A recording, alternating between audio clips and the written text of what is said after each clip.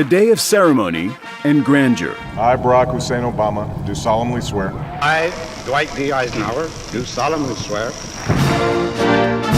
A ritual stretching back to America's founding. I, John Fitzgerald Kennedy, do solemnly swear. This is the 60th U.S. presidential inauguration. Most are quickly forgotten, but a few stand out. Occasions whose images became iconic and whose words evoked generational change. Ask not what your country can do for you. Ask what you can do for your country. Political transition.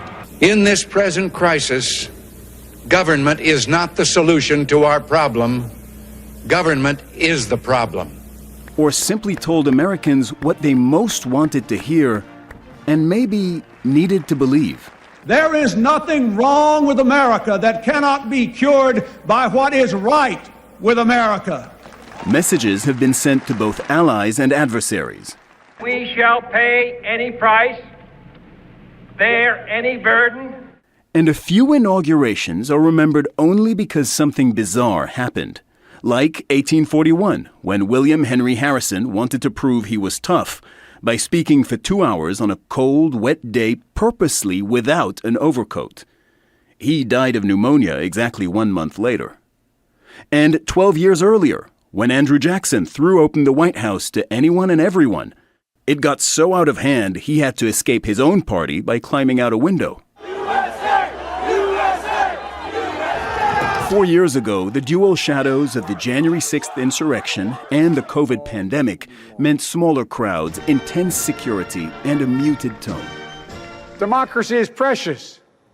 Democracy is fragile. And at this hour, my friends, democracy has prevailed. But the inaugurations history most remembers are the ones that captured a moment and seemed to bend it to the new president's will. In 1933, a nation teetering on the brink of economic ruin heard these words. Let me assert my firm belief that the only thing we have to fear is fear itself. And the national mood soon began to change. This year, the Capitol witnesses something that has happened only once before. A former president returning to the nation's highest office. Republicans feel empowered, Democrats anxious. And there is a tension in America that even a day of grand ceremony cannot hide.